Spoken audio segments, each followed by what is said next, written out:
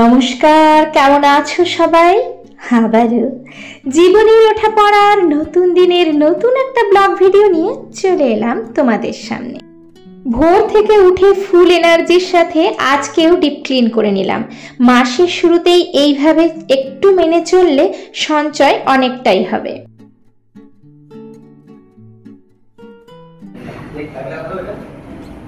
By.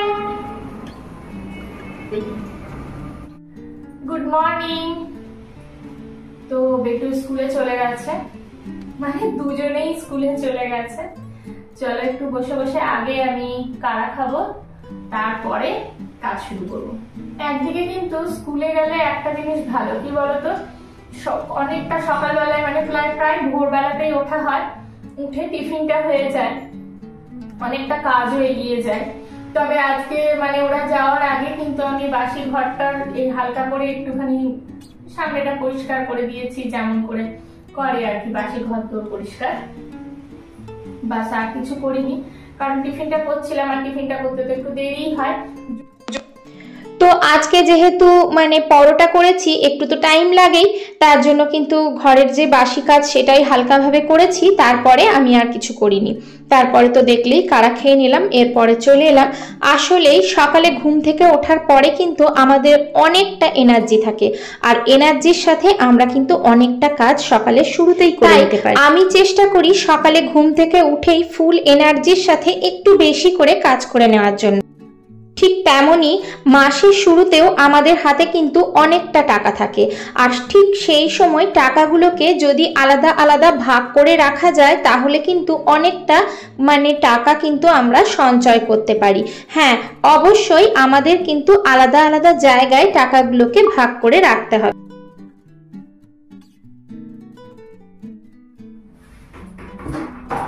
আমাদের ওইসব দিকে এখন কত চারিদিকে হয়েছে ওই পুজোর জন্য, না আমাদের তেলটা দাও না এখন দি। আমি কিন্তু চাইলেই সব ঘরগুলো একসাথেই মানে পরিষ্কার করে নিতে পারতাম, ঝাড়াঝুড়ি করে নিতে পারতাম, তার ফলে কিন্তু আমার শরীর অসুস্থ হয়ে যেত আর আমি অসুস্থ হয়ে পড়তাম। তার জায়গায় আমি কিন্তু সকালবেলায় যতটা পাচ্ছি ততটা একটা একটা করে ঘর পরিষ্কার করে নিচ্ছি, এতে কিন্তু আমার শরীরটাও ভালো থাকছে আর আমার খাটনিটাও কম হচ্ছে। ঠিক তেমনি মাসের শুরুতে আমি চাইলেই কিন্তু সব টাকাগুলোকে একসাথে খরচা করে দিতে পারি। মানে প্রথম দিকে এক গাদা জিনিস কিনতে পারি, যেটা প্রয়োজন সেটাও কিনতে পারি, যেটা না প্রয়োজন সেটাও কিনতে পারি, আমাদের ইচ্ছে মতো খরচ করতে পারি, তাহলে কিন্তু আমাদের কোনো অসুবিধা হবে না। কিন্তু ওই যে মাসের শেষে তখন কিন্তু আমাদের হাত গুনতে হবে যে আজকে কত তারিখ বা আজকে কি হবে, এই মানে আর কি মাসের শেষে যে টানাটানিটা সেটা কিন্তু শুরু হয়ে যাবে। তো তার জন্যই আমি যেমন একটা একটা করে ঘর খুব ভালো করে ডিপ ক্লিন করে নিচ্ছি, এতে যেমন আমার কোনো অসুবিধা হচ্ছে না, ঠিক সেই রকম ভাবে যদি আমি মাসের শুরুতেই আলাদা আলাদা জায়গায় আমার কতটা কি পরিমাণ খরচা হতে পারে সেটা হিসেব করে লিখে রাখি, এবং যদি আমি মানে এক জায়গায় যদি আমি লিখে হিসেব করে নিই এবং আলাদা আলাদা জায়গায় আলাদা আলাদা ভাবে যদি আমি টাকাগুলোকে রাখি, তাহলে কিন্তু আমার অনেকটাই সুবিধা হবে এবং মাসের শেষে দেখা যাবে যে আমার অনেকটা টাকাই কিন্তু বেঁচে যাবে।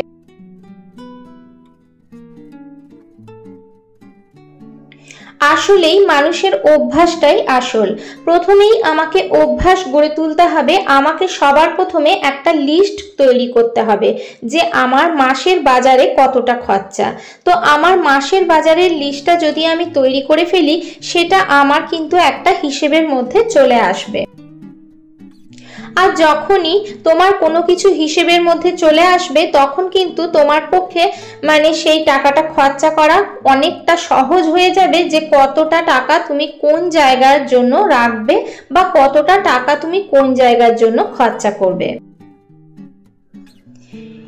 এই কথাগুলো অবশ্যই মধ্যবিত্ত ফ্যামিলির জন্যই আমি কিন্তু বলছি। যাদের প্রচুর টাকা আছে তাদের কিন্তু এই রকম নিয়ম না মেনে চললেও হবে। তবে কথায় আছে, তোমার যতই টাকা থাক, তুমি যদি সেভিংস করতে না চাও বা না জানো, তাহলে কিন্তু সব টাকাই তোমার অনায়াসে শেষ হয়ে যাবে। আর তুমি যদি কোটিপতিও হও তাও কিন্তু তোমার টাকার দরকার আছে, এটা কিন্তু মাথায় রাখতেই হবে। হ্যাঁ আমি জানি সবার পক্ষে হয়তো এটা দরকার নয়, তবে যাদের দরকার তাদের জন্যই আমার এই ভিডিওটা বানানো। কারণ এখনো অনেক মানুষ আছে যারা কিন্তু এই সমস্ত ভিডিওগুলো দেখতে ভালোবাসে, এবং এখনো অনেক মানুষ আছে যারা এই সমস্ত ভিডিওর থেকে শিক্ষা গ্রহণ করে থাকে। তবে হ্যাঁ, আমি তোমাদেরকে কিছু শেখাতে আসিনি, আমি শুধুমাত্র তোমাদের সাথে আলোচনা করছি যে কিভাবে আমরা টাকাটাকে সঞ্চয় করতে পারি বা ভবিষ্যতের জন্য আমরা টাকা বাঁচিয়ে রাখতে পারি, যাতে আমাদের ভবিষ্যতে কোনো কিছু অসুবিধা না হয়। যাই হোক, এদিকে দেখো তোমাদের সাথে গল্প করতে করতে আমার কিন্তু এই ঘরটা পুরো একদম ডিপ ক্লিন হয়ে গেল আর মোছাও হয়ে গেল। একদম অল্প তেল দিয়েছি, ওই 1 চামচ হবে, তাও আবার ছোট চামচের। দেখাবো, দেখবে? দাঁড়াও দেখাই। এই যে দেখো, ছোট চামচের 1 চামচ তেল দিয়েছি, ডাল ছকবো।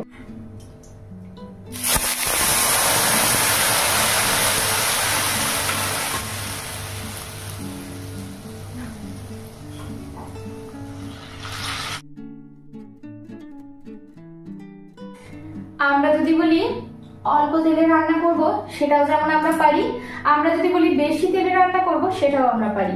আমরা একদিনে একসাথে 5টা সবজি দিয়ে ভাতও খেতে পারি, আবার আমরা চেষ্টা করলে একদিনে একটা হেলদি সবজি দিয়েও ভাত খেতে পারি। তো সেটা সম্পূর্ণ নির্ভর করছে আমাদের উপরে। চলো, আমি কিন্তু ঘরটা পরিষ্কার করতে করতে এদিকে ডাল বসিয়েছিলাম। আজকে লাউ দিয়ে ডাল করছি, তার সাথে একটু ভাজা করব, আর হচ্ছে করব ডিমের সবজি। তো আজকে যেহেতু নিরামিষ করছি, তার জন্য সবজিটা একটু বেশি রাখতে হবে। তবে হ্যাঁ, বেশিরভাগ ক্ষেত্রে আমার দেখবে একটা সবজি ডাল এরকমই থাকে, একটা সবজি ডাল ভাজা, আর না হলে মাছ মাংস হলে মাছ মাংস, তার সাথে কিছু একটু ভাজা, এরকমই থাকে। ওই যে বললাম, 5টা সবজি দিয়ে ভাত খাবে না একটা সবজি দিয়ে ভাত খাবে, সেটা তোমার ব্যাপার। পুষ্টিগুণটা শুধু বজায় রাখতে হবে। তোমাকে বেশি করে এক বাটি তুমি একটা সবজিও খেতে পারো, আবার তুমি অল্প অল্প করে 5টা সবজিও খেতে পারো, সেটা তোমার ব্যাপার, তাই না? তেল ছাড়াও রান্না হয়, আলু সেদ্ধ, ঘি ভাত। দেখেছো তো, আলু সেদ্ধ ঘি ভাতও হয়, এটা তোমাদের দাদার ইচ্ছে আর কি, কিন্তু আমি তো দেবো না। হ্যাঁ, তেল ছাড়া, ঠিক বলেছো। আর ঘিটা কোথায় তেল? আচ্ছা, ঘি শরীরকে খাওয়া ভালো। দেখেছো তো। আমার ভিডিওতে কিন্তু এরকম 5 ফোড়ন পাবে। এই যে তোমার দাদা হচ্ছে 5 ফোড়ন, আর এখানে আমি ভাজতে নিয়ে নিয়েছি উচ্ছে, আর তার সাথে আলু, আর ওই যে লাউ কেটেছিলাম, লাউয়ের খোসাগুলো খুব কচি ছিল লাউটা, সেই খোসাগুলোও দিয়ে দিয়েছি। আর এখানে মাশরুমটাকে একটু ছাড়িয়ে নিচ্ছি। আসলে এই মাশরুমটা একটু দেরি হয়, তো ভাবলাম যে আগে স্নান করবো, তারপরে ভাবলাম না, মাশরুম টাশরুম ছাড়িয়ে একেবারে তোমার দাদাকে খেতে দিয়ে তারপরেই স্নান করতে যাব। তো আমি কিন্তু এইরকম করেই মাশরুমগুলোকে একটুখানি ওপর থেকে হালকাভাবে ছুলে নিই আর কি, মানে আঁশটাকে তুলে নিই, আর তারপরে এরকম করে 2টো করে কেটে দিচ্ছি। আর আমি না একটুখানি গরম জলে ভাপিয়ে নিই। আসলেই কি বলতো, মাশরুমগুলোর মধ্যে তো অনেক মানে নোংরা লেগে থাকে, নোংরা বলতে আর কি মাশরুম তো ধুলোগুলো লেগে থাকে না, যে মাটিগুলো, ওর জন্য কিন্তু একটুখানি ভাপিয়ে নিই। আমি মনে করি আমাদের প্রত্যেকটা জিনিসেরই দরকার আছে। আমাদের যেমন খাবার দরকার আছে, ঘোরার দরকার আছে, মাঝে মাঝে বাইরে বেরোনোরও দরকার আছে, সেরকম কিন্তু টাকাটা সঞ্চয় করাও খুবই দরকার আছে। আসলেই মানুষের কার কখন বিপদ আসে সেটা কিন্তু কেউ জানে না।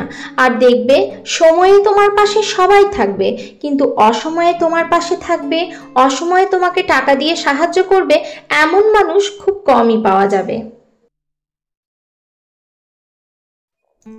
চলো, এদিকে তোমাদের দাদাকে খেতে দিয়ে দিই।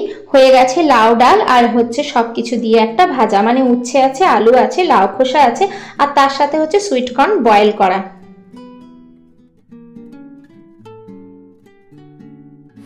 ছাতু দেবো তো, সাথে ঘিও চাই। আজকে চলে এসেছি চা দুধ চা নিয়ে। মানে দুধ চায়ের সাথে পরোটা আমার কিন্তু খুব ভালো লাগে। জানি খাওয়াটা ভালো নয়, তবুও ভালো লাগে। এমনিতে তো দুধ চা খাওয়াই হয় না। মা যখন ছিলেন, শাশুড়ি মা যখন এসেছিলেন তখন বেশ খাওয়া হচ্ছিল। তো আজকে পরোটা করেছি আর ভাবলাম চলো একটু দুধ চা খাই, বেশ ভালো লাগে। সাথে একটু ভাজা নিয়েছি, উচ্ছে ভাজা যেটা করলাম, আসলে বাচ্চাদের ভাজা দিয়েছিলাম তো সেটা অল্প করেছিলাম, মানে ভাজা নয়, ওদেরকে একটু আলুর মানে শুকনো শুকনো তরকারি করে দিয়েছি। আলুটা ছোট বেটু খেতে ভালোবাসে, তো খেয়ে নেয়। তো আজকে তাই ওটা শেষ হয়ে গেছে, তাই তোমাদের দাদাকেও ভেজে দিলাম, সাথে আমিও অল্প একটু নিয়ে নিলাম। চলো খেয়ে নি, তারপর আবার তোমাদের সামনে আসছি।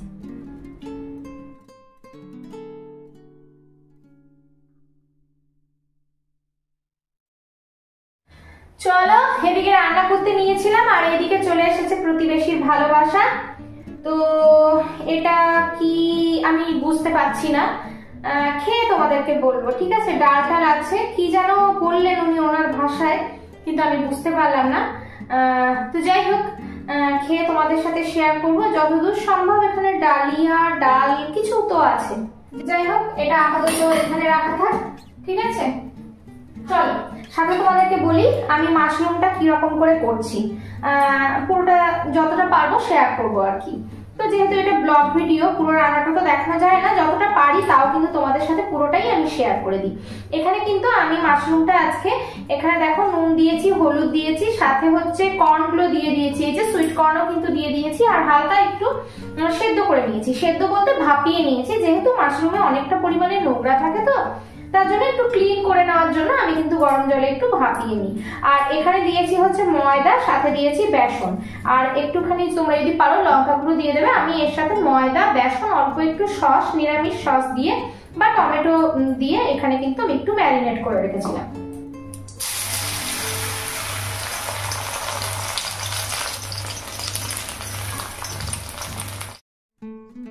তো এগুলোকে না খুব বেশি ফ্রাই করব না, হালকা একটু এদিক ওদিক করে কম তেলের মধ্যে নেড়ে নিচ্ছি। তবে বেশ ভালো করে এগুলো যদি ভেজে সস দিয়ে খাও সেটাও কিন্তু বেশ ভালো লাগে।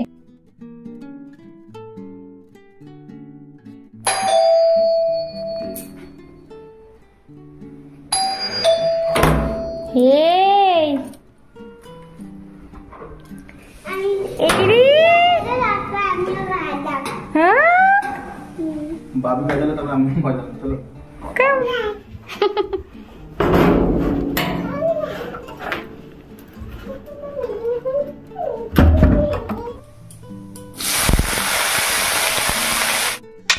আজকে আমি মাশরুমে আলু দিয়েছি, জানো তো, আলুগুলোকে একটু ভাপিয়ে নিয়েছি আর দিয়েছি আদা জিরে টমেটোর পেস্ট।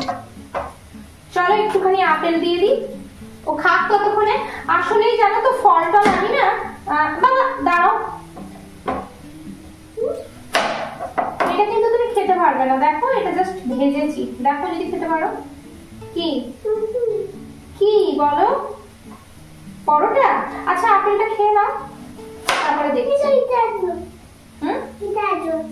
এটা এটা তুমি কর্ন গুলো খাও, হ্যাঁ?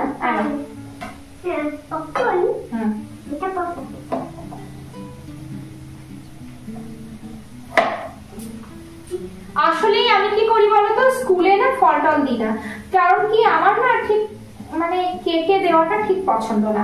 আর ওকে যে গোটা দেবো, গরম আছে, হট হট, ওকে যে গোটা দেবো, গোটাটা কিন্তু ও এরকম ভাবে খেতে অনেকটা টাইম লাগিয়ে দেবে। যাও এটা খেয়ে নাও, এটা নাও, আমি তোমাকে দিচ্ছি, সাইডে গরম আছে, এনাও দেখো যদি খেতে পারো। যাও, এটা শুধু ফ্রাই করেছি, হ্যাঁ? যাও খেয়ে নাও। তো এদিকে ওকে স্নান টান করিয়ে আর আপেল দিয়ে বসিয়ে দিলাম, ও খাক, ততক্ষণে আমার সবজিটা হয়ে যাবে, টুকুর টুকুর করে একটুখানি খেলুক।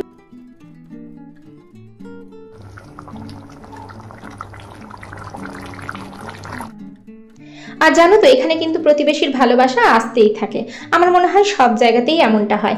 এখানে একটা কাকিমা আছেন, নিচে থাকেন, তারাও কিন্তু অনেক সময় অনেক কিছুই দিয়ে যান, যদিও সব সময় সবটা শেয়ার করা হয় না। যাই হোক, তোমাদের প্রত্যেকের জন্য রইলো অনেক অনেক ভালোবাসা, রইলো আন্তরিক শুভেচ্ছা। তোমরা সবাই সুস্থ থেকো, ভালো থেকো, নিজের খেয়াল রেখো, পরিবারের খেয়াল রেখো, আর অবশ্যই অবশ্যই নিজের যত্ন নেবে। ভিডিওটা যদি ভালো লেগে থাকে ছোট্ট একটা লাইক দিয়ে পাশে থাকবে, আর যদি বেশি ভালো লেগে থাকে ফ্রেন্ড আর ফ্যামিলির সাথে শেয়ার করতে কিন্তু ভুলবে না। আর হ্যাঁ, পাশের যে বেল আইকনটা আসে সেটাও কিন্তু প্রেস করে দেবে। চলো আজকের ভিডিওটা এখানেই শেষ করছি, দেখা হচ্ছে পরবর্তীকালে নতুন একটা ভিডিওর সাথে।